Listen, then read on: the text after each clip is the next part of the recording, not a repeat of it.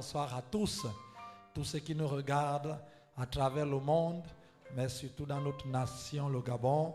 Et nous vous bénissons dans le nom de Jésus. Nous croyons que quelque chose va se passer encore ce soir dans nos vies.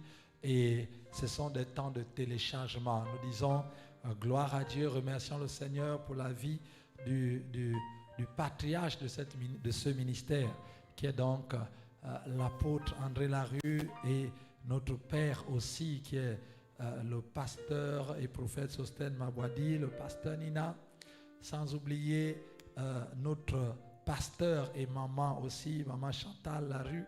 Que Dieu vous bénisse. Là où vous nous regardez depuis la France, que Dieu vous bénisse.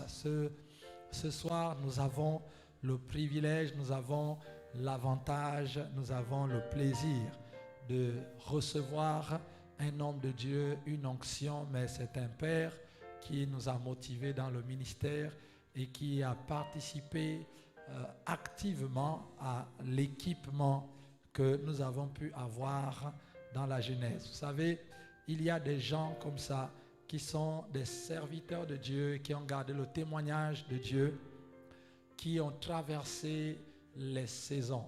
Et nous avons l'exemple de Josué et Caleb dans la parole de Dieu, qui ont été en Égypte, qui ont été dans le désert et qui sont arrivés à Canaan. Ils sont la mémoire de ce que Dieu fait, les dépositaires de la prophétie et la parole prophétique sur la nation. Et ils suivent avec attention l'accomplissement des paroles que Dieu nous a données dans cette nation il y a des années, peut-être avant que nous ne soyons convertis au Christ. Nous disons merci pour le Seigneur, nous disons merci au Seigneur pour sa vie, et nous croyons que ce soir, nous aurons non seulement l'onction dans laquelle nous allons baigner, mais aussi un téléchargement de tout ce que Dieu a mis en lui.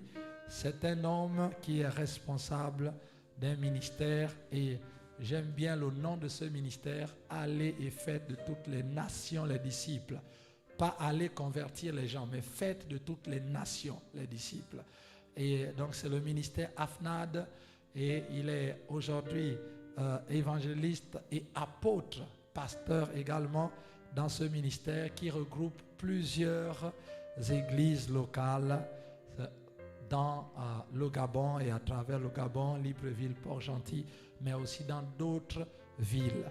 Et nous croyons que cette onction apostolique va nous toucher et nous construire ce soir, afin que nous puissions également nous lever pour accomplir l'œuvre de Dieu. C'est un ministère qui a traversé des décennies et des décennies, et qui a toujours la flamme d'annoncer l'évangile. Donc j'aimerais ici, sous nos acclamations, appeler notre Père, le révérend Bruno Koussou, qui va nous partager la parole. Oui, vous pouvez acclamer là où vous êtes, parce que c'est un don de Dieu. Que Dieu vous bénisse. Alléluia. Gloire soit rendue au Seigneur. C'est une joie pour moi et un privilège d'être là ce soir avec vous. Je crois pour ma part que Dieu a quelque chose de spécial à partager dans la vie de quelqu'un, à transférer dans la vie d'une personne. Je voudrais que tu ne sois pas distrait pendant ce temps, parce que Dieu est sur le point de faire quelque chose de nouveau dans ta vie. Dieu est sur le point de déposer quelque chose de spécial dans ta vie. Et je voudrais que tu sois attentif à ce moment, parce que je crois que les minutes qui vont suivre, Dieu va déposer quelque chose en toi. Père Céleste, au moment où je me tiens dans ces lieux, laisse que ta voix devienne si claire dans le cœur de quelqu'un, afin que ce ne soit pas juste la voix d'un homme. Emprunte ma voix, mais que ce soit la tienne qui résonne plus fort dans chaque cœur.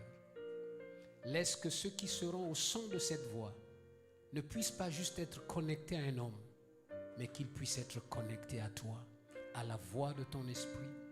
Je voudrais juste te céder toute la place. Jésus, Saint-Esprit, viens glorifier Jésus. Viens permettre que quelqu'un puisse voir la gloire de Jésus et entendre clairement le son de sa voix.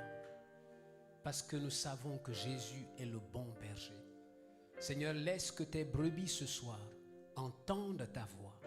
Là où elles sont, dans les églises, dans les maisons, partout où ils me suivent, laisse qu'une de tes brebis entende distinctement ta voix, afin de répondre non pas à un homme, mais à ta voix, à toi. Seigneur, sois béni pour cette soirée. Au nom de Jésus, Amen. Encore une fois, je voudrais remercier les responsables de ce ministère, à savoir déjà l'apôtre André-Jacques Larue et le pasteur Chantal Larue. Je voudrais aussi remercier le prophète Sostène Mabouadi et le pasteur Nina Mabouadi, sans oublier leurs responsables au niveau national, à savoir le docteur Boumono et le pasteur Pamela Boumono, qui m'accordent le privilège de cette plateforme pour pouvoir partager quelque chose qui vient de Dieu. Personnellement, j'ai été interpellé par le thème « Qui enverrai-je ? Qui marchera pour nous ?» Juste qu'avant de partager ce que j'ai à partager, je voudrais dire ceci.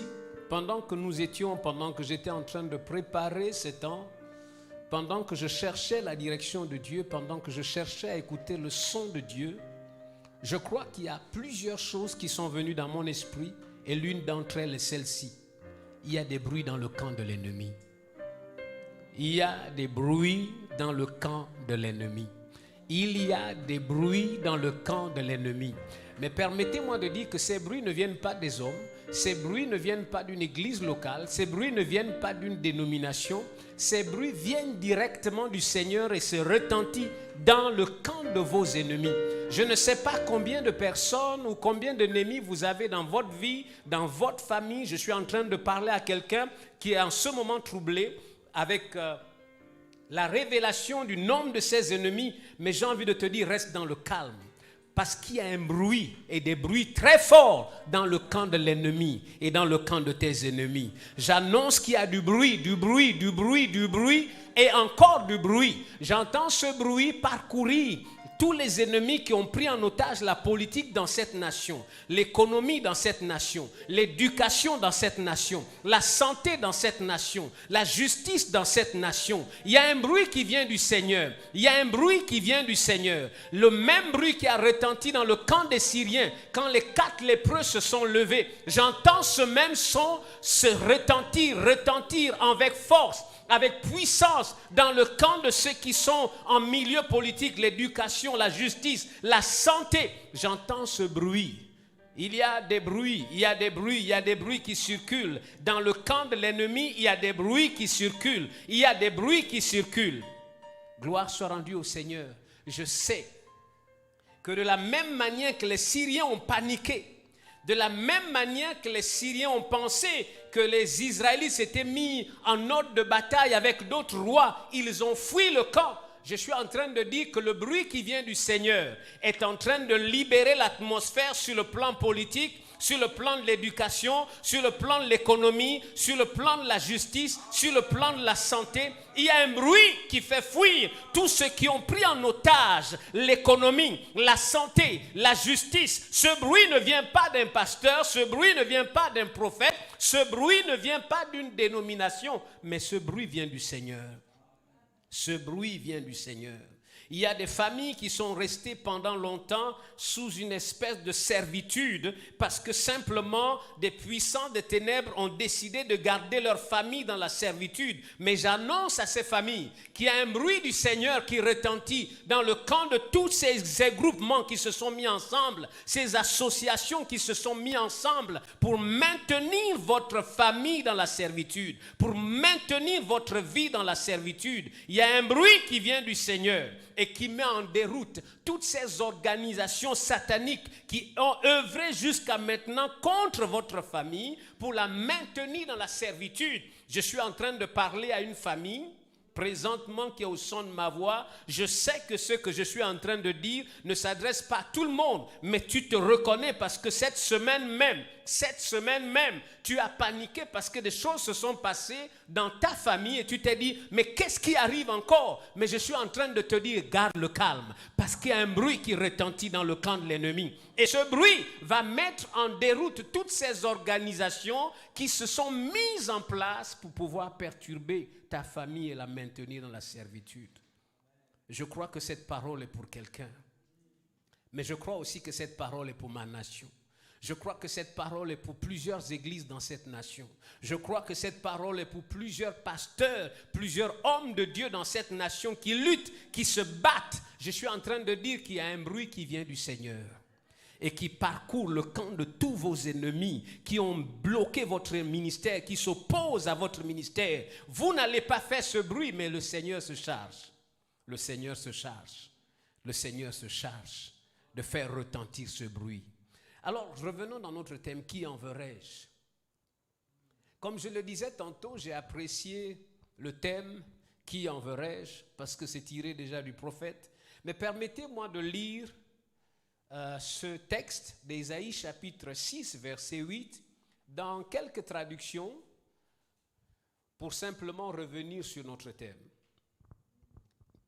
Qui vais-je envoyer? Qui sera notre porte-parole? C'est la version français courant. Qui vais-je envoyer? Qui sera notre porte-parole?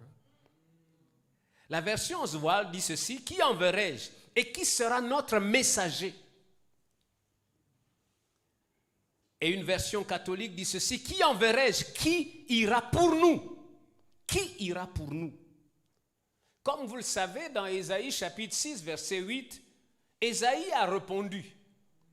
Je ne sais pas qu'est-ce qu'il en est de toi, là où tu te trouves, dans ta maison, dans ton église, parce que le fait d'être dans une église ne signifie pas que tu l'as déjà répondu. Le fait d'être à côté d'un pasteur ne signifie pas que tu l'as déjà répondu. Le fait même d'avoir été baptisé ne signifie pas que tu l'as déjà répondu. Je ne sais pas quelle est ta réponse, mais en son temps, Ésaïe avait déjà répondu. Il a dit, je suis là, envoie-moi. Je ne sais pas depuis combien de temps tu es à l'église. Je ne sais pas depuis combien de temps tu fréquentes les milieux chrétiens. Je ne sais pas si tu as déjà répondu à cet appel. Mais encore une fois, ta présence dans l'église ne veut pas dire que tu as répondu. Ta présence aux côtés d'un pasteur ne veut pas dire que tu as répondu. Ta présence même dans un comité de louange ne signifie pas que tu l'as répondu. Ta présence dans un comité de sécurité et tout autre comité dans l'église ne signifie pas nécessairement que tu l'as répondu. Parce que voyez-vous, plusieurs personnes rentrent dans ces comités, quelquefois pas juste suivisme, mais ils n'ont rien entendu de Dieu. Ils ne sont pas là parce qu'ils ont répondu à Dieu, mais ils sont là parce que il a fallu être dans un comité pour pouvoir être actif. Mais ils n'ont pas forcément entendu clairement ou distinctement la voix de Dieu. Ésaïe a répondu, qui enverrai-je? Il a dit, je suis là, envoie-moi. As-tu déjà répondu à l'appel du Seigneur? Je ne voudrais pas revenir sur le contexte que le docteur a d'ailleurs bien exposé hier, je l'ai suivi. Je ne reviendrai donc pas dans ce contexte, je passerai outre ce contexte, mais juste permettez-moi de revenir sur un aspect important, parce que vous savez qu'avant que la question ne se pose à Ésaïe, il y a plusieurs choses qui se sont passées avant le verset 8. Notons juste au passage que le mérite de la sanctification et la purification d'Ésaïe ne pouvaient pas être attribués à Ésaïe. Je redis cela encore, la sanctification et la purification d'Ésaïe ne pouvaient pas être remis au mérite d'Ésaïe.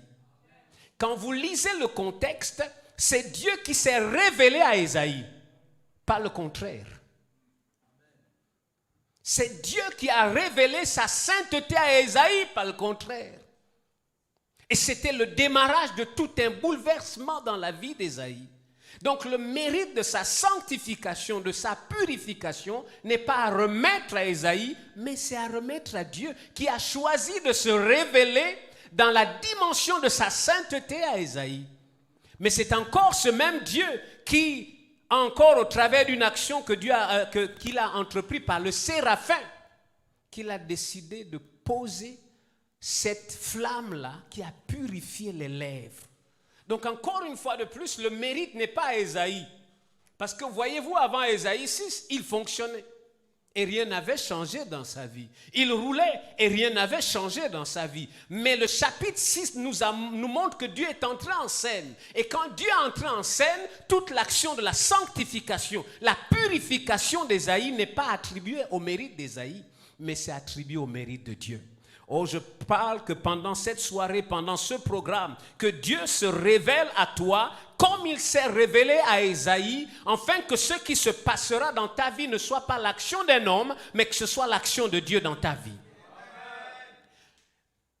Je prie le Seigneur que tout au long de ce programme et même après ce programme, que s'il y a un domaine de sanctification, de purification dans ta vie, que le mérite ne revienne pas à toi seul, mais que le mérite revienne à Dieu seul, qui a œuvré dans ta vie et qui t'a révélé qui tu es véritablement.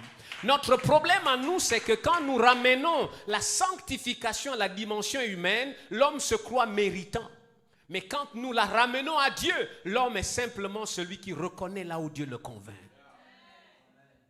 Donc nous devons reconnaître et admettre que l'œuvre de la sanctification et l'œuvre de la purification d'Ésaïe, le seul mérite revient à Dieu.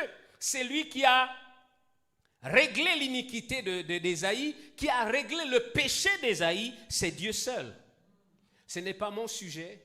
Mais c'est important pour moi de rappeler aujourd'hui que quand nous parlons de sanctification, si nous voulons la faire à la manière de l'Ancien Testament, nous mettrons l'homme au cœur et au centre de la sanctification. Mais quand nous la mettons dans la perspective du Nouveau Testament, d'où une préfiguration avec ce message, avec cette rencontre avec Ésaïe, nous nous rendons bien compte que ça vient de Dieu. Ça vient de Dieu. Ça vient de Dieu. La religion, quelquefois, veut nous pousser à une sanctification qui, en réalité, n'est pas la vraie sanctification, mais plutôt la peur d'être jugé, la peur d'aller en enfer. Mais la sanctification de Dieu n'a rien à voir avec cela. Ça parle d'établir une nature dans ta vie, te donner une certaine position dans ta vie. Fermons la parenthèse, ce n'est pas mon sujet, mais il est bien de revenir de temps en temps un peu dans le contexte. Mais nous sommes toujours face à cette question. Qui vais-je envoyer? Qui sera notre porte-parole? Permettez-moi de dire que Dieu n'est pas à la recherche d'une organisation en posant cette question. Certains penseraient que bon, mais comme c'est qui enverrai-je?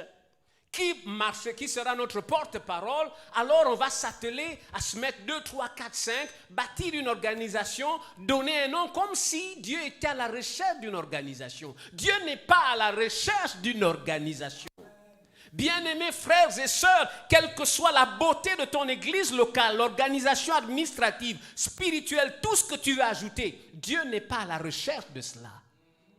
Quand il dit qui enverrai-je, il n'est pas à la recherche d'une organisation.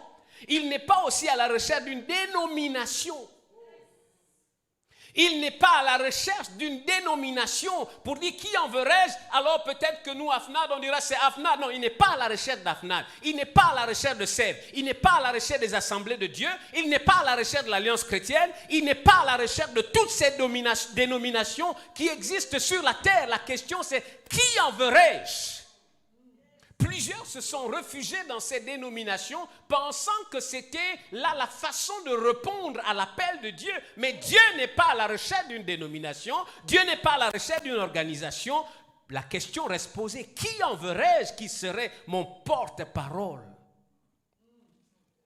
Dieu n'est pas à la recherche des gens qui ont des titres. Quelquefois, certains ont pensé que quand Dieu a dit qui enverrai-je, alors il est à la recherche d'un archibishop, d'un bishop, d'un révérend, d'un ceci. Dieu n'est pas à la recherche des titres. La question est qui enverrai-je? Il n'est pas à la recherche des titres, même si aujourd'hui c'est devenu notre champ de bataille par prédilection. Inventer tous les titres que nous pouvons avoir. Dieu n'est pas à la recherche des titres. La question reste qui enverrai-je?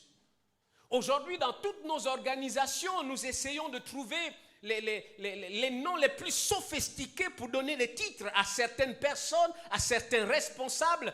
Je ne veux pas dire que c'est un manque de créativité. D'ailleurs, j'encourage la créativité et l'innovation dans toutes ces organisations. Ça fait preuve d'intelligence de l'homme. Mais permettez-moi de dire, Dieu n'est pas à la recherche de ces titres.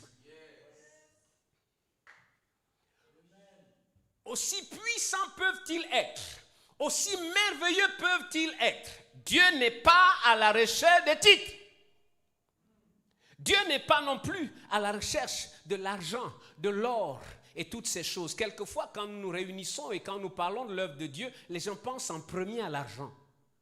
Non, ou encore au matériel, ou encore à la logistique. Mais Dieu ne cherche pas l'argent, il ne cherche pas l'or. Parce que voyez-vous, la Bible dit que l'or et l'argent lui appartiennent. Donc il n'est pas à la recherche de l'or. Mais la question reste, qui enverrai-je? Et qui sera mon porte-parole? Dieu n'est pas à la recherche des anges. Parce que voyez-vous, quand il pose cette question, il avait déjà les anges à son service. Dieu n'est pas à la recherche des anges. Mais la question reste, qui enverrai-je? Permettez-moi de donner une réponse générale. Dieu est à la recherche d'un homme, pas de deux, un homme. La question, où tu me suis, n'es-tu pas cet homme? La question que je voudrais te poser là où tu te trouves dans ton salon, je ne sais pas dans quel espace tu me suis, je ne sais pas si c'est dans un véhicule, je ne sais pas si c'est dans ton bureau, je ne sais pas si c'est dans ta chambre, je ne sais pas si c'est dans une salle ouverte, mais je voudrais te dire ceci. Et si cet homme c'était toi? Parce que Dieu définitivement est à la recherche d'un homme.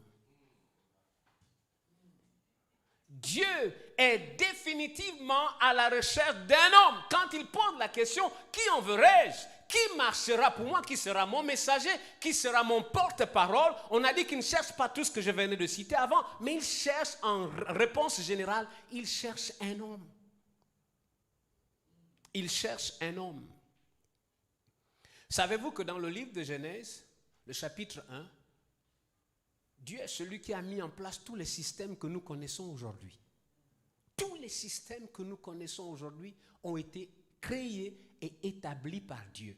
J'ai apprécié le travail qu'a fait le professeur Vicente et puis le pasteur Sondé Adelaja, qui ont écrit un merveilleux livre, Le Grand Dessein, que j'encourage d'ailleurs les pasteurs, les fidèles d'église à... Bon, là, je ne sais pas s'il y a déjà une version en français, mais la version existe déjà en anglais. Et j'ai apprécié le travail que ces deux hommes ont fait et qui m'ont amené à partager avec vous ce que je vais faire juste en résumé pour que vous compreniez une chose. Tous les systèmes que nous sommes en train de voir aujourd'hui ont été créés depuis le commencement, depuis la Genèse chapitre 1. Savez-vous qu'au premier jour, Dieu a établi le système du jour et de la nuit? C'est Dieu qui a établi. Ce n'est pas un gouvernement. Ce n'est pas un homme politique. Ce n'est pas une association. Donc, que vous le vouliez ou pas, ce système va exister jusqu'à la fin des temps. Il y aura toujours un jour et il y aura toujours une nuit. Il est également le deuxième jour, il a aussi établi le système atmosphérique. Donc, quand on parle de l'atmosphère, ce n'est pas la création d'un scientifique. Les scientifiques ont découvert le système que Dieu avait déjà mis en place. Système atmosphérique. Dieu est celui qui a créé cela. Dieu est aussi celui qui a créé le système géologique et botanique. Il est celui qui a créé ça. Ce n'est pas l'homme, ce n'est pas les scientifiques. Permettez-moi de dire, les scientifiques n'ont fait que découvrir ce que Dieu avait déjà créé. Je vous amène quelque part. Le quatrième jour, il est également celui qui a créé le système solaire. Cinquième jour, il a créé ce qu'on appelle le système des amphibiens ou encore des systèmes volières. Les oiseaux qui volent et tout ça, ce n'est pas les hommes qui ont créé ces systèmes. C'est Dieu qui a créé ces systèmes. J'arrive finalement au sixième jour. C'est là que je veux arriver en fait. Le sixième jour, il a créé le système des animaux terrestres. Mais mieux que cela, il a créé le système de développement des leaders et de succession. Et c'est là où le nœud de la chose. Voyez-vous, tous ces systèmes avaient besoin d'un gérant. Oh, quelqu'un m'a raté ici. tous ces systèmes avaient besoin d'un gérant, avaient besoin de quelqu'un pour découvrir, avaient besoin de quelqu'un qui s'empare et qui commence à travailler à l'intérieur de ce système, parce que ce système avait besoin, non pas des anges, non pas d'une organisation, mais ce système avait besoin d'un homme. Et Dieu, le 6e jour, a établi justement le système. Et vous lisez cela finalement dans Genèse chapitre 1, 26 à 28. Il a établi le système de développement des leaders et de la succession. Permettez-moi rapidement, s'il vous plaît, de pouvoir lire Genèse chapitre 1. Je voudrais lire avec vous Genèse chapitre 1. Genèse chapitre 1, je voudrais lire cela pour vous, parce que c'est ce qui m'a amené à partager ce que je suis en train de partager avec vous, en m'inspirant justement de ces 2 aînés qui sont des hommes que l'on respecte dans le ministère. Permettez-moi de lire cela. Puis Dieu dit, faisons l'homme à notre image, selon notre ressemblance, et qu'il domine sur les poissons de la mer, sur les oiseaux du ciel, sur le bétail, sur toute la terre, et sur tous les reptiles qui rampent sur la terre. Dieu créa l'homme à son image, il le créa à l'image de Dieu, il créa l'homme et la femme. Dieu les bénit et Dieu leur dit, soyez féconds, multipliez, remplissez la terre et la sujettissez et dominez sur les poissons de la mer, sur les oiseaux du ciel et sur tout animal qui se meut sur la terre. Qu'est-ce que nous sommes en train de dire? Après que Dieu ait mis tous ces systèmes, il fallait un homme pour dominer. Après que Dieu ait mis tous ces systèmes, il fallait un homme pour gérer. Il n'a pas utilisé les anges. Il aurait pu déployer les anges parce que quand le chapitre 1 est en marche, les anges existent déjà avant. Il aurait pu mettre les anges pour s'occuper de tout cela. La question encore, c'est qui enverrai-je? La réponse que je vous ai donnée en général, c'est un homme. Et Dieu nous montre depuis le commencement, le premier livre, qu'en réalité, il ne cherche pas les anges, il ne cherche pas les organisations, il ne cherche pas les dénominations, il cherche un homme et lui-même montre le modèle qu'après que j'ai mis tout cela, alors j'ai établi un homme.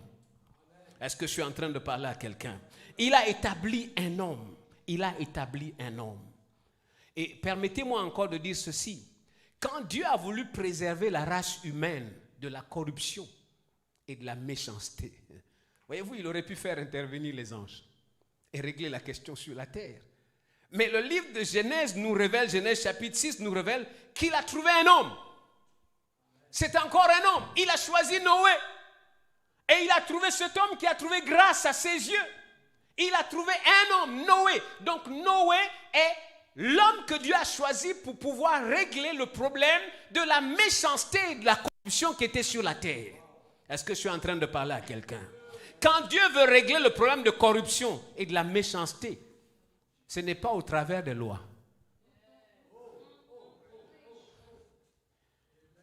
Nous vivons dans un pays où nous avons les merveilleuses lois.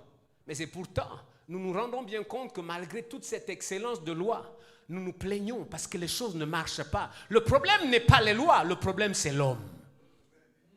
Tant qu'il n'y aura pas l'homme, le problème de méchanceté, le problème d'iniquité, toutes ces choses ne seront pas réglées. Quelle que soit la beauté de vos lois, Dieu cherche pas les lois, mais un homme.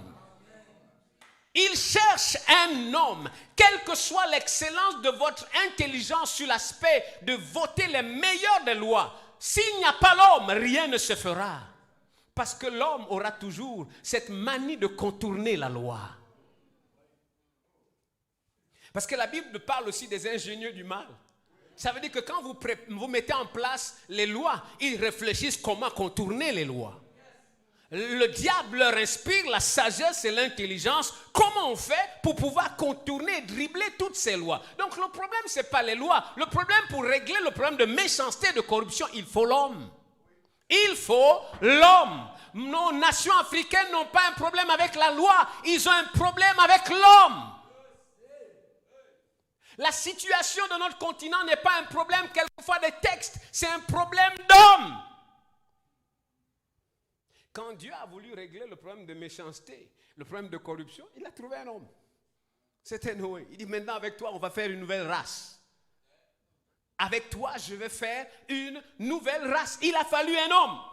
Quand Dieu a voulu se faire un peuple à lui, il a choisi un homme. Abraham.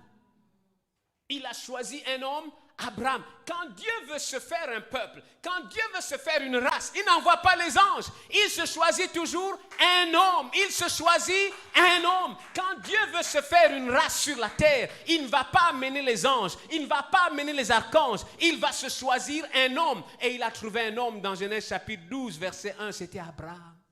Il a tiré de quelque part. Je reviens tout à l'heure sur ça.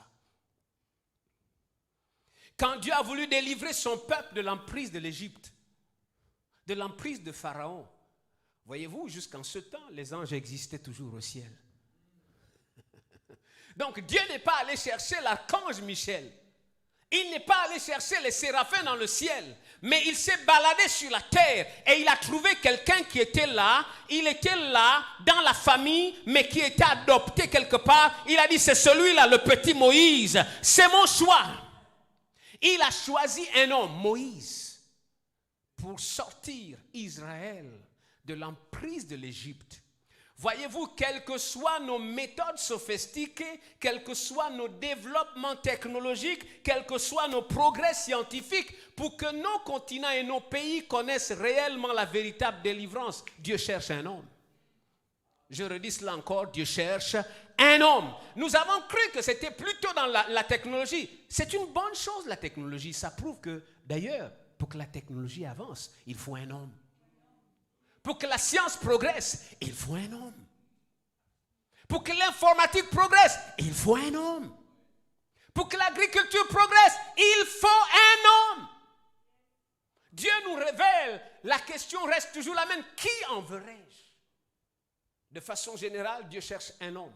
Il ne cherche pas un ange, il ne cherche pas une organisation, il ne cherche pas une dénomination, mais il cherche un homme. La question que je voudrais encore te poser là où tu es, et si c'était de toi qu'il était question ce soir, as-tu pensé à cela? Peut-être que tu te dis, non mais la personne doit être à l'église, ça doit être le pasteur, ça doit être le prophète. Mais il n'a pas dit le prophète, il cherche juste un homme. Peut-être que tu te dis, non mais ça c'est pour les grands, ça c'est pour les grands spirituels qui prient beaucoup, qui jeûnent beaucoup, qui font les 100 jours de jeûne. Et toi tu n'es même pas capable de faire une semaine de jeûne. En fait, je ne te parle pas du champion du jeûne. Dieu cherche un homme. Dieu cherche juste un homme. Il cherche un homme. Dieu cherche un homme. Il cherche vraiment un homme.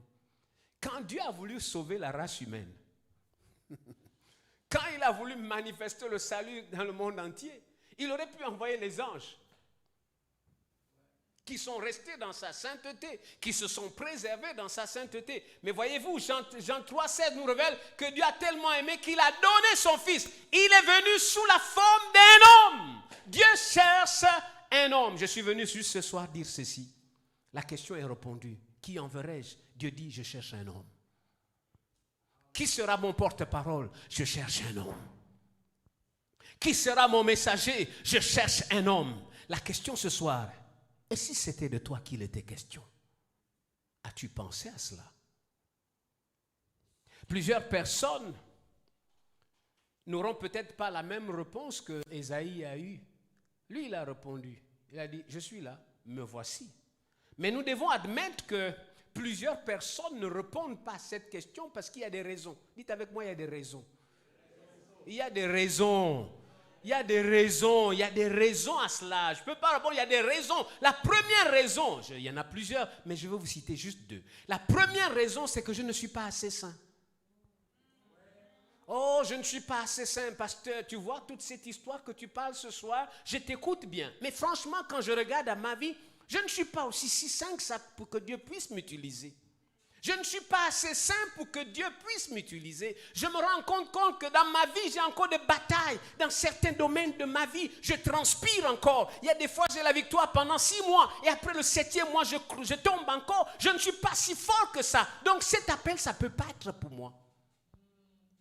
Ça, c'est pour les super saints, les gens qui marchent déjà dans la sainteté. Ils voguent dans la sainteté, ils planent dans la sainteté, ils pensent dans la sainteté, ils marchent dans la sainteté, ils mangent dans la sainteté, ils s'habillent dans la sainteté. Et surtout que nous, les pasteurs, nous avons donné cette caricature de montrer que nous sommes les super saints devant les fidèles. Alors quand ce son retentit dans le cœur de quelqu'un, oh non, je ne suis pas arrivé au stade du pasteur. Je vais attendre. Je vais attendre un jour, je serai saint. Frères et sœurs, permettez-moi de dire que j'ai commencé en vous resituant le contexte de la sainteté. Ce n'était pas, le mérite ne revenait pas à Isaïe, le mérite revenait à Dieu. Le travail n'était pas le travail de Moïse, d'Isaïe, c'était le travail de Dieu. Je voudrais parler cœur à quelqu'un qui est né de nouveau. Je voudrais parler cœur à cœur avec quelqu'un qui est sauvé, qui a reçu Christ dans sa vie comme sauveur et Seigneur. Et pourtant, tu ne peux pas douter de l'expérience de ta nouvelle naissance. Mais avec moi, tu dois admettre aujourd'hui que, ah oui, c'est vrai. Il y a des domaines où j'ai déjà la victoire. Mais franchement, il y a des domaines où c'est compliqué pour moi. Je n'y arrive pas. J'arrive quelquefois 2 semaines, mais après je replonge la 3e semaine. Il y a des fois, je flotte dans le nuage de la croissance. Ça fait des mois, ça fait des années, mais après il y a comme un petit glissement. Je vais parler à celui-là. Et je voudrais te dire ceci. Vois-tu, Paul nous révèle dans 1 Corinthiens chapitre 1 que je voudrais lire pour vous, parce que je suis en train d'avancer comme ça. 1 Corinthiens chapitre 1 verset 30, voici ce que Paul dit à ceux-là qui pensent qu'ils ne sont pas assez saints. Or, c'est par lui que vous êtes en Jésus-Christ, lequel, de par Dieu, a été fait pour toi 1. Justice, 2. Sagesse, 3. Sanctification et 4. Rédemption. Je voudrais dire à celui qui se culpabilise, et si tu attends ta propre sainteté, tu n'y arriveras pas. Mais Christ est ta sanctification. Christ est ta sanctification. Ta sanctification ne se trouve pas hors de Christ. Elle est en Christ. Et si tu es en Christ, tu es mis à part. Sanctifié veut dire être mis à part, être consacré. Et c'est ce que Christ est pour toi. Ta mise à part, ta consécration. Permettez-moi d'avancer encore.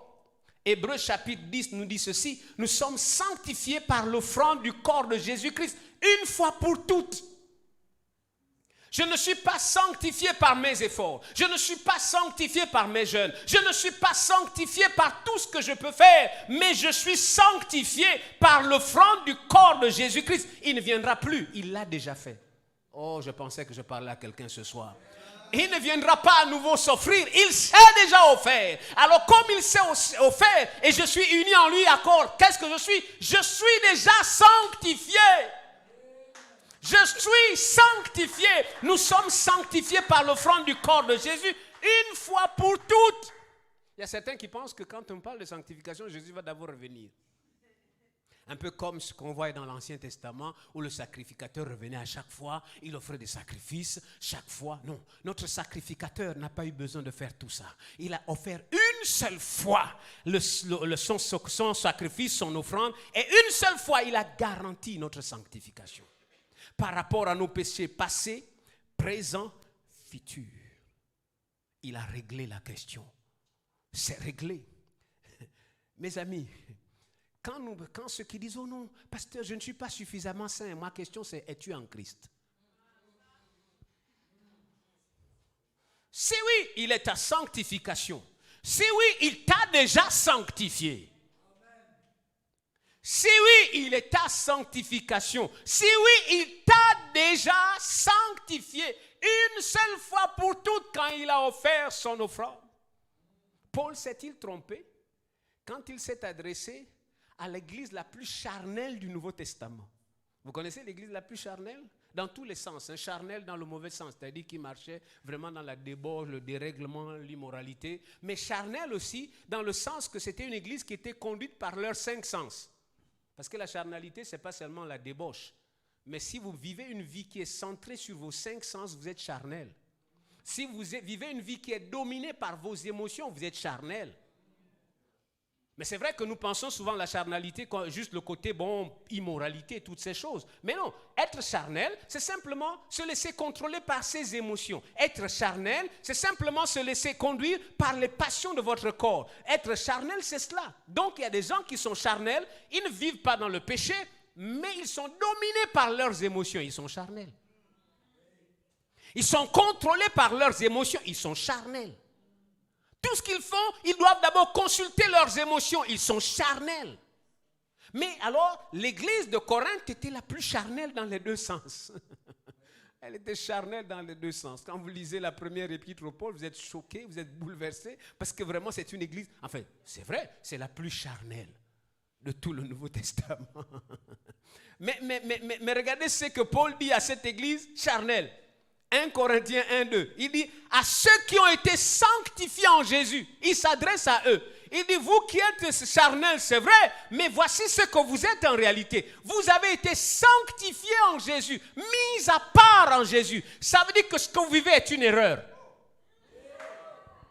Oh là, vous m'avez raté complètement. Non, ce que vous vivez est une erreur parce qu'en fait, vous êtes sanctifiés. Ok, je vais faire une petite pause. Et un pécheur, parce que Romains 3, 23 dit que tous sont péchés. Et le péché a été imputé à tous les humains. Permettez-moi de dire que quelle que soit la droiture d'un humain, il est un pécheur. Laissez-moi vous permettre de bien avaler cela. Quelle que soit la droiture de quelqu'un qui n'a pas reçu Christ, il est un pécheur. Quel que soit le niveau de moralité, il est, aux yeux de Dieu, un pécheur, même si tu l'admires, même si tu l'apprécies par ses standards de moralité élevés, aux yeux de Dieu, c'est un pécheur. Même si vous lui collez de bon pécheur, n'empêche que c'est un pécheur.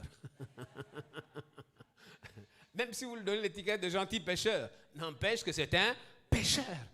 Un pécheur reste un pécheur. Donnez-lui tous les meilleurs vêtements que vous voulez aux yeux de Dieu, c'est un pécheur. Maintenant, laissez-moi vous dire quelque chose. Quand vous êtes sanctifié, vous êtes un saint. Oh, est-ce que je suis en train de parler à quelqu'un? Bon, maintenant, quand un pécheur pêche, c'est ce qui est normal, vrai ou faux?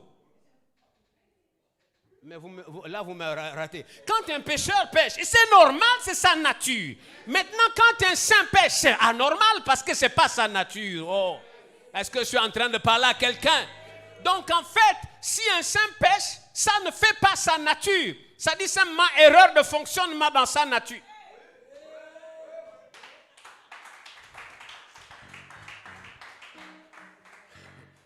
C'est juste erreur de fonctionnement dans sa nature. Parce qu'il a été sanctifié. Il est mis à part. Il a une nature à part. Il a une identité à part. Quand il fait ça, c'est erreur à ton fonctionnement de ta nature. Gloire à Dieu, même si tu arrives à faire des fautes, tu es un sanctifié. Oh, je suis en train de dire à quelqu'un, tu es un sanctifié. Un mis à part. Certains m'ont dit toujours, oh pasteur, quand vous prêchez comme ça, vous encouragez les gens à vivre dans le péché. Non, mais s'ils me comprennent mal, évidemment. Mais s'ils me comprennent bien, ils comprendront que c'est une erreur de vivre dans le péché. C'est même fatal pour eux de vivre dans le péché. Parce que ce n'est pas leur nature. Maintenant, regardez. Quand ils vivent dans le péché, ils sont hypocrites. L'hypocrisie, c'est faire le faux. C'est ça, non? Mais en fait, tu es un saint. Et tu vis dans le péché. Tu es hypocrite parce qu'en réalité, tu n'es pas ça. Tu n'es pas ça. Donc, je ne suis pas en train de vous encourager à vivre dans le péché. On appelle ça, vous prêchez trop la grâce, donc vous encouragez les gens à vivre dans le péché. Je n'encourage personne à vivre dans le péché, parce que je dis simplement aux saints que tu es saint. Aux sanctifiés, je leur dis, tu es saint. Paul dit à ça, aux chrétiens de Corinthe, il dit à ceux qui ont été sanctifiés en Jésus, ceux qui ont été purifiés de leurs péchés dans l'union avec Jésus-Christ, qui ont été appelés à faire partie du peuple saint. Oui, ils ont été appelés à faire partie du peuple saint. Ceux qui ont été consacrés en Jésus-Christ et qui sont saints par appel. Je suis saint par appel. Je ne suis pas saint par devoir. Je ne suis pas saint par comportement. J'ai un appel de sainteté. Je suis un saint. Je suis en train de parler à quelqu'un qui ne veut pas répondre à l'appel et qui dit non, je ne peux pas répondre à l'appel. Qui enverrai-je? Non, je ne suis pas encore assez saint. Oh non, tu t'es trompé. Je ne sais pas qui t'a fait croire ça, mais tu t'es trompé. Je repose encore ma question. Et si Dieu parlait de toi? Et si tu étais cet homme qui se cachait derrière, je ne suis pas assez saint? Ne vois-tu pas qu'il est en train de te démasquer aujourd'hui? En train de te dire, mais c'est toi. C'est exactement toi. C'est exactement toi. Deuxième raison, je ne suis pas assez qualifié. Oh non, mais tu sais, pasteur, on comprend votre message. Franchement, on le comprend parfaitement, mais en toute honnêteté, je ne suis pas assez qualifié. Je n'ai pas tous les diplômes. Je n'ai pas la licence en théologie. Je n'ai pas la maîtrise en théologie. Je n'ai pas le doctorat en théologie. Vous voyez, donc je ne suis pas très qualifié. Je n'ai même pas encore été dans une école biblique. Donc je ne suis pas assez qualifié. Et puis d'ailleurs, prêcher là, je ne connais pas prêcher. Je ne suis pas assez qualifié. Donc il cherche une qualification. Voici la bonne nouvelle. Dieu n'a pas besoin de qualifier parce que c'est lui-même qui qualifie. Dieu n'a pas besoin que tu t'embrouilles là-bas. Il est capable de te qualifier. Ce qu'il veut, c'est qui enverrai-je? Es-tu prêt à dire comme Ésaïe, je suis là, envoie-moi. Je suis là, fais de moi un porte-parole. Je suis là, fais de moi un messager. Il ne recherche pas ta qualification parce que c'est le Dieu qui qualifie. Il ne cherche pas. Souvenons-nous de ceci. Vous vous rappelez de l'histoire de Jonathan et son serviteur, fils de Saül. Ils étaient en guerre contre les Philistins. Et son père avait réuni tous les meilleurs soldats, tous les spécialistes en stratégie de guerre. Mais la guerre n'a pas été gagnée et remportée par ces spécialistes. Il s'avère qu'un homme a pris, Jonathan, qui n'était pas un homme expérimenté, qui a pris son porte-arme, un serviteur. Ils sont allés affronter les Philistins. Et la guerre ce jour, la bataille, la victoire ce jour, n'est pas venue des spécialistes, mais c'est venu de quelqu'un qui n'était pas qualifié. Mais Dieu l'a qualifié. Oh, quelqu'un m'a raté ici. Dieu l'a qualifié pour cette victoire. Souvenez-vous également de David. Quand son père l'envoie donner le petit goûter à ses frères, ce n'était pas pour qu'il aille en guerre. Parce que même son père savait que c'était un petit qui gardait le troupeau. Bon, qui a eu un événement un peu particulier, il a été oint, c'est vrai. Mais bon, il reste quand même un petit quand même. Hein? Bon, mais écoutez, si on veut quand même quelqu'un qui peut faire la bouffe, c'est mieux d'envoyer ce petit quand même, parce que bon, mine de rien, parce que les vrais soldats sont déjà là-bas. Donc il faut trouver un petit là, qui n'est pas très qualifié pour la guerre, mais il est qualifié pour porter la nourriture. Alors envoyer ce petit avec sa petite gibecière de pouvoir aller servir. Et quand il arrive, il constate l'armée des spécialistes en train de reculer devant un seul homme. Il s'est dit, c'est pas possible. Il voit les soldats les plus entraînés, les plus forts, en train de reculer devant un adversaire. Il dit, mais qu'est-ce qui se passe ici? Je suis en train de paraphraser cette histoire. Je suis en train de vous la raconter à ma manière. Il est là, il n'est pas spécialiste. On ne l'a jamais mis dans le rang des spécialistes. On ne l'a jamais mis dans le rang des qualifiés pour la guerre. Il ne connaissait pas la guerre. Il n'avait jamais affronté d'ennemis. Juste que c'était un petit garçon qui était très poli. D'ailleurs, qui n'était pas, que le père même et les parents ne pouvaient même pas envisager qu'il pouvait devenir un jour responsable. Vous connaissez quand on est venu choisir le roi, non? Même ses frères n'ont pas pensé à lui. Vous savez ça, non? Même le père n'a pas pensé à lui. Bon, maintenant, je ne sais pas si la mère était là. Parce qu'on n'a jamais parlé de qu'est-ce que la mère disait. Je cherche toujours où était la mère. Parce qu'on sait souvent que c'est que les mamans ont un instinct maternel. Mais on n'écoute pas sa voix. Bon, et puis il y a un débat théologique, on ne sait pas si vraiment David était de même mère que les autres. Bon, allez-y vous pète là-bas. Mais tout ce que je sais, c'est que ce n'était pas un guerrier. Il n'était pas un spécialiste. Et quand il trouve ses frères, il n'était pas venu pour la guerre. Il était venu donner le petit repas à ses frères et prendre un peu de nouvelles. Mais quand il arrive là, il voit les spécialistes en train de reculer. Les amis, quelquefois les qualifiés ne sont pas qualifiés pour l'œuvre de Dieu. Quelquefois, pour les qualifiés ne sont pas utiles pour la transformation d'une nation. Finalement, David n'était pas qualifié, mais vous savez ce jour-là dans 1 Samuel 17 que c'est lui qui a ramené la victoire dans le camp d'Israël.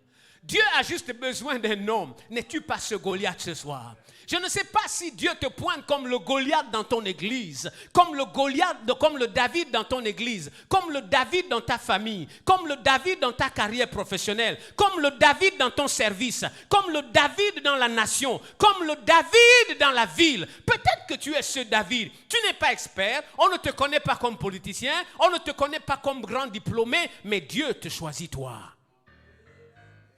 Dieu te choisit, toi, pour apporter quelque chose dans la nation. Encore une fois, la question c'est qui enverrai-je? Et si c'était de toi qu'il est question ce soir? Qui t'est caché derrière le fait que oh non, je ne suis pas très qualifié, je ne suis pas très bon. Je vous ai dit, il y avait trois, n'est-ce pas? 2 excuses, non, on va aller à la troisième. Et puis la troisième excuse, c'est que la troisième raison pourquoi les gens ne répondent pas, ils se disent non, je n'ai pas un grand titre, je n'ai pas une grande position. Dans la société, c'est une ménagère. Dans la famille, c'est peut-être les enfants qui sont au milieu de la famille. Là, on n'est pas premier, il n'est pas dernier aussi. Il est quelque part un peu embrouillé là. On ne sait pas trop sa position. Il n'a aucune... Il est juste là au milieu. Il est un peu embrouillé en fait. On ne sait pas parce que les aînés l'écrasent. Les petits là-bas sont aimés des parents. Et lui, il flotte un peu au milieu là. On ne sait pas trop quelle est sa place. Il n'a pas de position. Et quand on va au travail, il ne va pas dans un bureau. Il va dans un endroit, il prend les balais. Et c'est lui qui balaie. Donc, personne. Et pas, les gens se disent, ben, tu sais, pasteur, qui enverrai-je? Bon, tu vois, c'est pas moi. Hein. Parce que même dans ma famille, je n'ai pas de position. Même dans mon lieu de travail, je n'ai pas de position. Et dans l'église, ils disent, non, pasteur, je ne suis pas ancien, je ne suis pas docteur, je ne suis pas diacre, je ne suis même pas dans le comité louange, je ne suis même pas dans la sécurité. Je suis en train de dire, et si c'était de toi qu'il était question ce soir? Et si tu étais le David de ton église? Et si tu étais le David de ta famille? Et si tu étais le David de ta direction? Et si tu étais le David de ton entreprise? Et si tu étais le David dans ce pays? Et si tu étais le David dans cette nation? Quelle serait ta réponse aujourd'hui? Qui enverrai-je? Est-ce que je suis en train de parler à quelqu'un? Dans 2 Rois chapitre 7, je vous donne les références, vous lirez à la maison. Dans 2 Rois chapitre 7, 19 à 22, il est question de la ville de Jéricho. La ville de Jéricho, vous le savez, dans Josué chapitre 6, elle a été maudite par Josué. Et là, nous sommes avec Élisée, qui est prophète. Et finalement, il y a des habitants de Jéricho qui sont là. Et Jéricho est sous la malédiction. Mais voyez-vous, c'est vrai qu'on dit que certainement c'est l'un des miracles qu'Élisée a accompli. Mais disons la vérité, le miracle n'est pas venu d'Élie.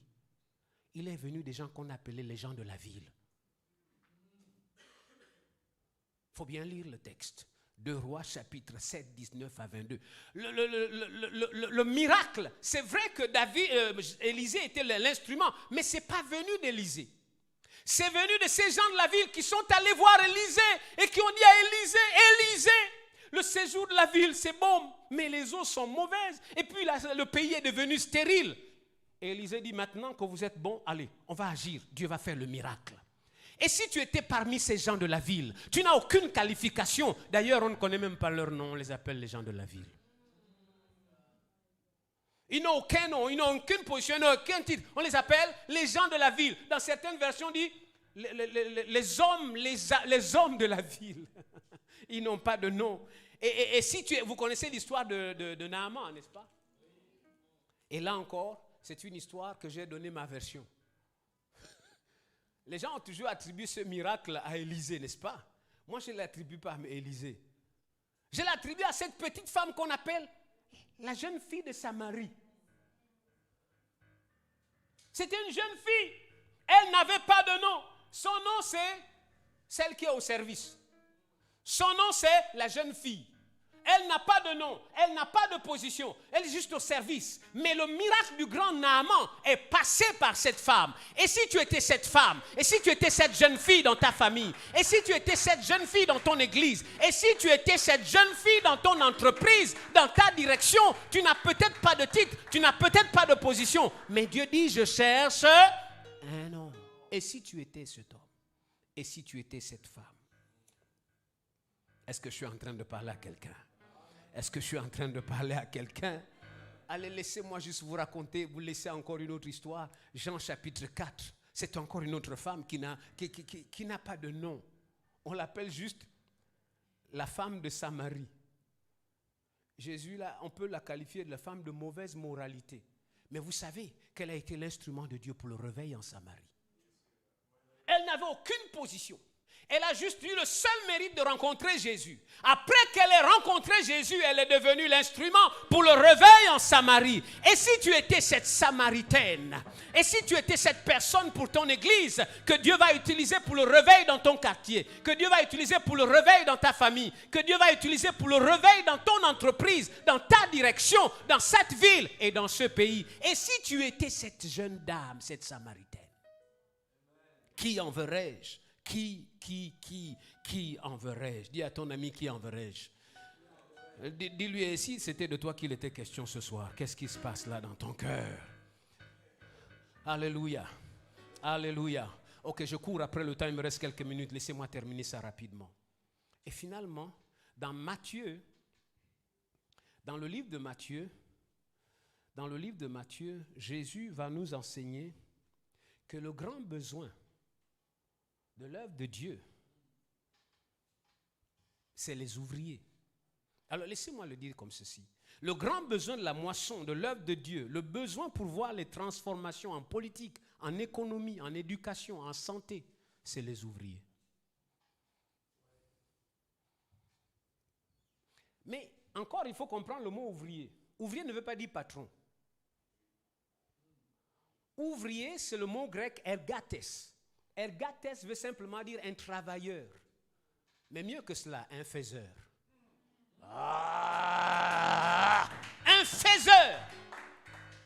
Donc un ouvrier, c'est un travailleur, mais un faiseur. Donc quel est le besoin de l'œuvre de Dieu? Quel est le besoin pour la transformation dans nos nations? C'est des faiseurs. Pas des gens qui attendent que les choses se fassent, mais les gens qui font que les choses se fassent, que les choses arrivent. Pas les gens qui attendent qu'un mouvement vienne de l'Europe, de l'Occident ou je ne sais d'où, mais des hommes qui se disent, pendant que je suis là, les choses vont arriver, les choses vont se faire, parce que je suis un faiseur.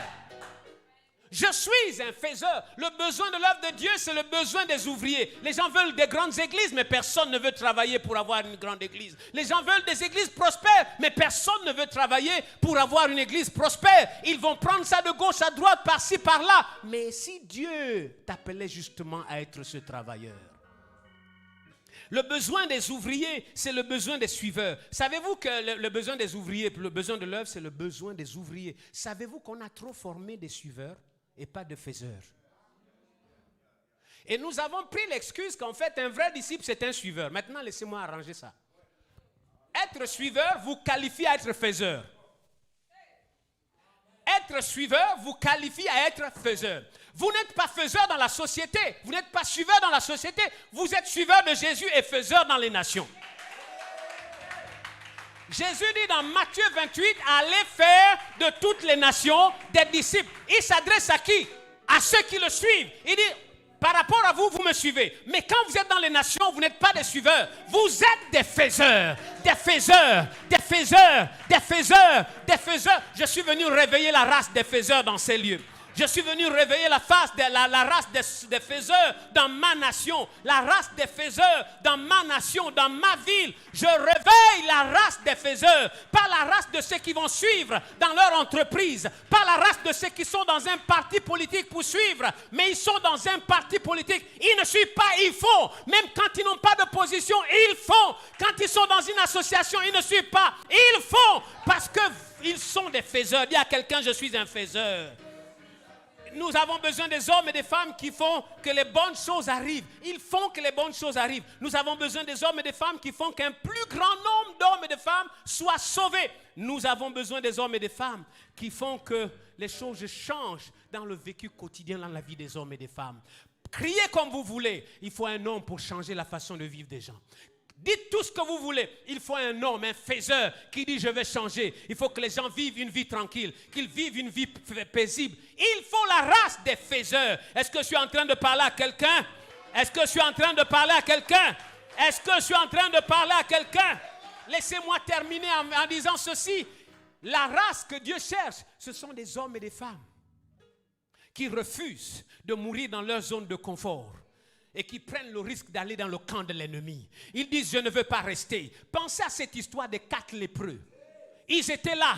Ils étaient sur le point de mourir s'ils restaient. Mais ils savaient également que dans la ville, il y avait la famine. Ils étaient lépreux, ils savaient qu'ils allaient mourir, et dans la ville, il y avait la famine. Ils avaient toutes les raisons de s'apitoyer, de dire, oh mon Dieu, nous sommes misérables, nous sommes pécheurs, ça ne va pas dans le pays, ça ne va pas dans ceci. Mais ils ont dit, quel que soit ce qui arrive, nous n'allons plus rester ici, parce que nous allons on doit mourir, mais il faut qu'on meure pour la bonne cause. On va descendre dans le camp de l'ennemi. Nous avons besoin de la race de ceux qui refusent de s'apitoyer dans leurs conditions, qui décident d'agir. Ceux qui osent briser les croyances limitantes. Ils auraient pu dire, je suis lépreux, je ne peux rien faire, j'ai été disqualifié, je ne peux pas agir. Combien de chrétiens sont bloqués dans leur vie parce qu'ils ont reçu des croyances pourries dans leur vie? Ils vivent dans la nouvelle alliance avec les croyances de l'ancienne alliance. Ils vivent dans la nouvelle alliance avec les pensées de l'ancienne alliance. Ils vivent dans la nouvelle alliance avec la façon de faire de l'ancienne alliance. Oh, que Dieu délivre ces hommes et ces femmes.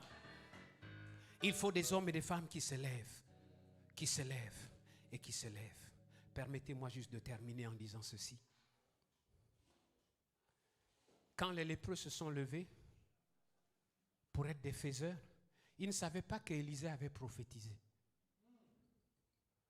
Ils ne savaient pas. Ils ne savaient pas. L'ignorance de la prophétie ne veut pas dire que la prophétie n'existe pas.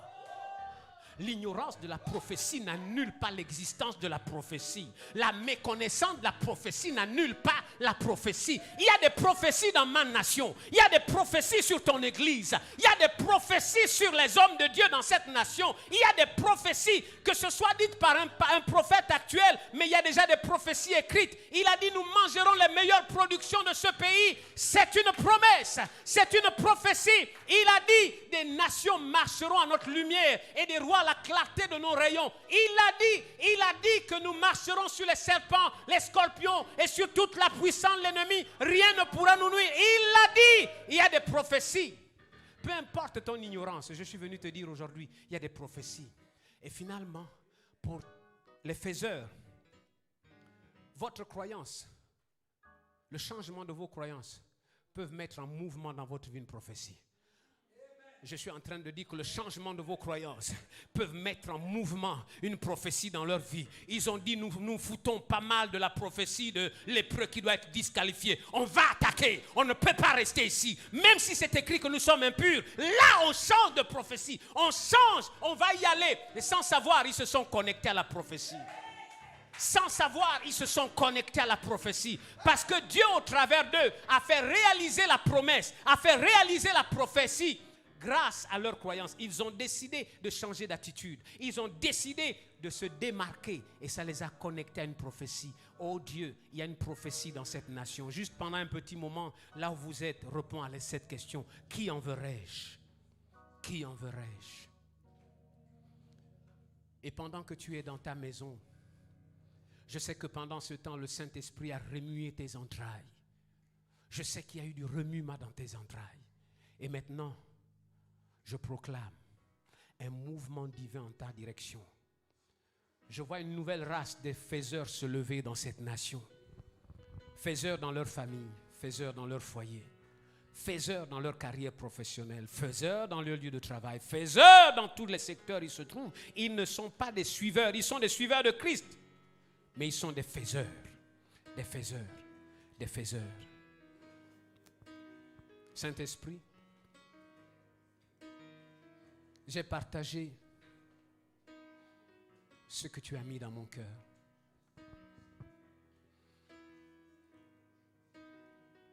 Je pourrais parler toute la nuit, mais le meilleur son vient de toi. Je pourrais prendre des heures et des heures encore. Le meilleur mouvement vient de toi. Pendant que je termine mon travail, fais le tien, Seigneur. Tu m'as toujours dit que tu feras lever dans cette nation une grande armée. Pas juste une armée qui se tiendra dans l'église, mais une armée qui va gagner les âmes à toi. Une armée qui va apporter des transformations dans les différents... Seigneur, je prie que tu continues ce mouvement pour ceux qui m'ont écouté ce soir. Saint-Esprit, agis dans le cœur de quelqu'un.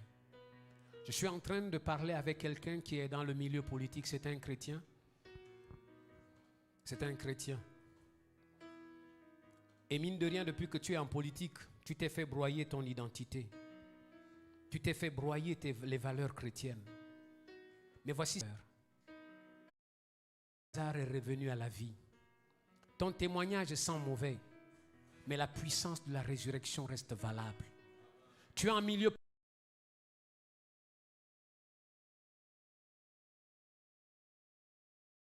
Et la puissance de la résurrection, au son de ma voix, est en activité dans ta vie. Je suis en train d'appeler Lazare, sors! Sors de ton cimetière.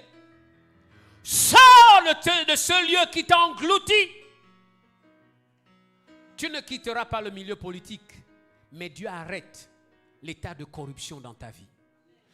Dieu arrête la puanteur dans ta vie et te redonne un nouveau parfum, un nouveau parfum, un nouveau parfum. Je suis en train de voir des hommes et des femmes chrétiens que Dieu a élevés dans cette nation, dans certaines positions. Certains d'entre eux se reconnaissent au travers de ce message qu'en étant dans leur position, ils n'ont pas agi comme des faiseurs, mais ils ont agi comme des suiveurs. Dieu me dit, ce message est pour toi. Ce n'est pas encore trop tard. Aujourd'hui est le jour du salut. Tu peux te relever de là où tu es. Saint-Esprit, merci de faire ce travail dans la vie de quelqu'un. Je voudrais aussi donner l'occasion à quelqu'un. Si tu n'as jamais reçu Christ dans ta vie, tout ce que j'ai dit ce soir ne te concerne pas. Pour que tu t'appropries toutes ces vérités, tu as besoin de rencontrer Jésus dans ta vie comme ton sauveur et Seigneur personnel. Veux-tu ce soir le recevoir comme ton sauveur et Seigneur personnel? Je reconnais que j'ai vécu dans le péché.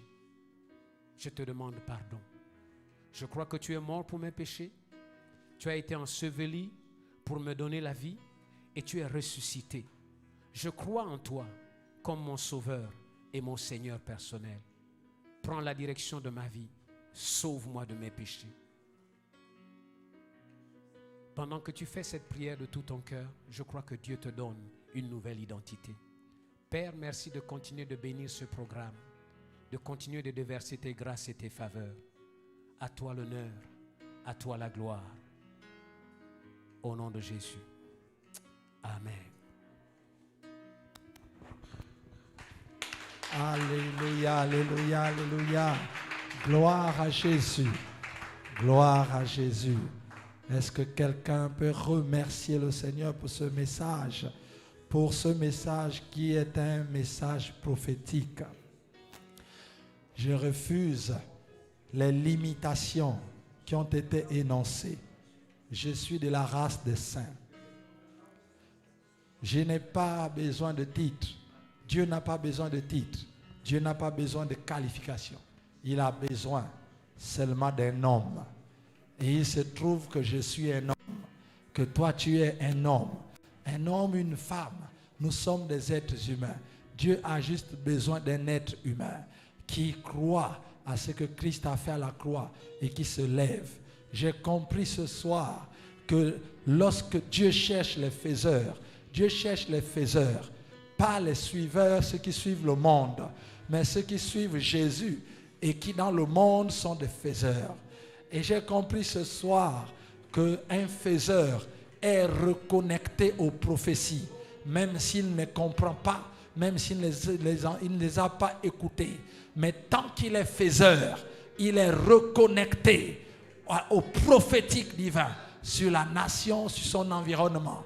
Gloire à Jésus. Gloire à Jésus. Nous comprenons, nous voulons que ces moments soient des moments de qualification de faiseurs, soit des moments où les gens, les hommes et les femmes se lèvent pour dire non, je veux être à partir de maintenant un faiseur. Je n'ai plus besoin d'attendre les prophéties, de courir derrière les prophéties, mais je dois décider d'être un faiseur, car il a dit allez et faites de toutes les nations. Pas seulement annoncer, mais faites. Dieu veut que nous fassions des nations. Nous sommes des faiseurs dans cette nation. Dans quel domaine tu peux être un faiseur dans cette nation? Dieu veut que tu fasses.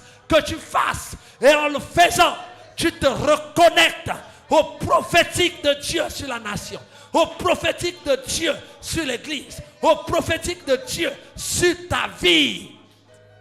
Waouh! Alors nous comprenons que ce n'est pas la faute de Dieu, ni la faute du monde, ni la faute du pays. C'est parce qu'il manque de faiseurs. Dieu a dit qu'il manque des ouvriers. Et il est venu faire de nous des faiseurs. Pas des gens qui attendent que les anges le fassent.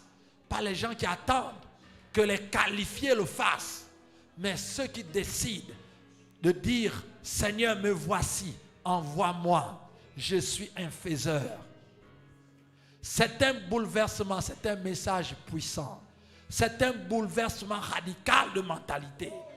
C'est un bouleversement total. Waouh! Seigneur, entends tes enfants en train de prier en ce moment. Alors nous te glorifions parce que tu viens de nous répondre. Tu nous dis d'être des faiseurs sans se préoccuper des limites dans nos pensées, des limites religieuses, des limites de l'Ancien Testament. Mais nous sommes déjà des saints. Nous sommes des saints. Et Dieu attend que nous soyons des faiseurs, que nous rentrions dans l'arène des faiseurs, dans la course des faiseurs. Dieu a besoin des faiseurs. Seigneur, je veux être un faiseur à partir de maintenant. Dis-le, engage-toi aussi là où tu es, derrière ton écran, là où vous êtes. Dieu cherche des faiseurs, pas des fidèles des églises, pas simplement des fidèles qui attendent l'ascension ecclésiastique par le fait de devenir diacre, ancien responsable de comité, ou encore Dieu cherche des faiseurs, des gens qui détectent des situations, qui les analysent avec l'intelligence du Saint-Esprit et qui décident de faire, qui décident de mettre leur vie au service de Dieu, quelles que soient les conditions, quelles que soient les répercussions, mais ils décident de faire parce qu'ils savent que dans le camp des Syriens, il y a de la nourriture et on doit aller chercher. Nous devions faire. Nous refusons d'être attachés dans les murs, embarqués dans les murs de Samarie, les murs de la religion, les murs des gens qui écoutent seulement. Nous voulons être à la porte, non pas dans les murs, mais à la porte. Nous sortons des murs de la religion. Parce que nous sommes des faiseurs. Nous ne tenons plus compte des étiquettes qu'on nous a données dans le passé, dans le monde, dans notre famille, dans l'église. Non, nous sortons des murs, des murailles qui entourent Samarie. Nous sortons de cela. Et notre mentalité est libérée. Nous sommes des faiseurs. Que quelqu'un acclame le Seigneur.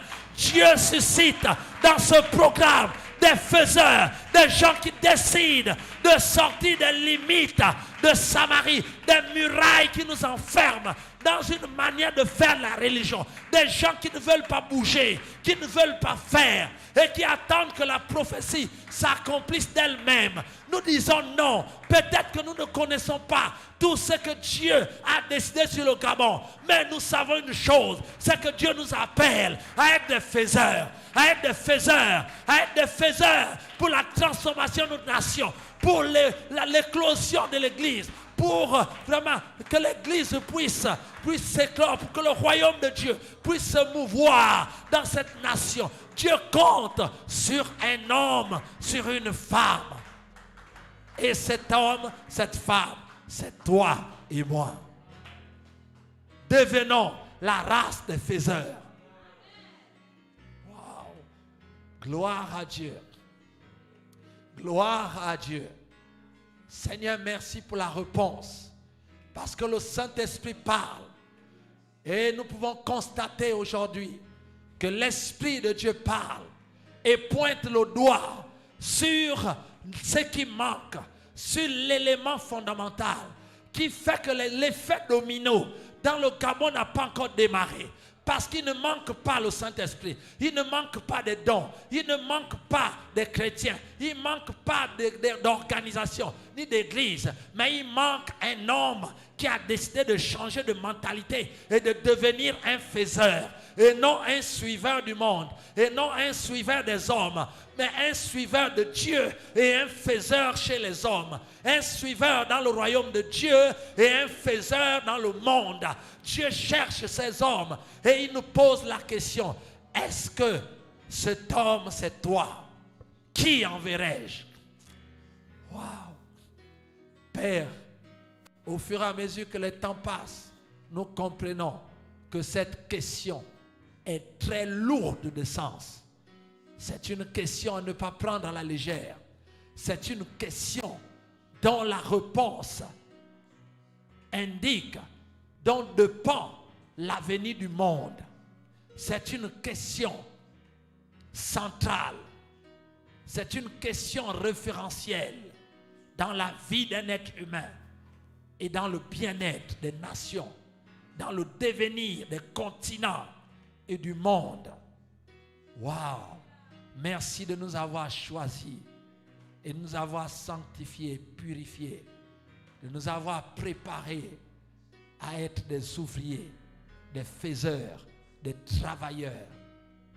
Gloire. Merci pour ta parole qui nous transforme et nous lave. Ta parole, tu as dit, Dieu ne tient plus compte des temps d'ignorance.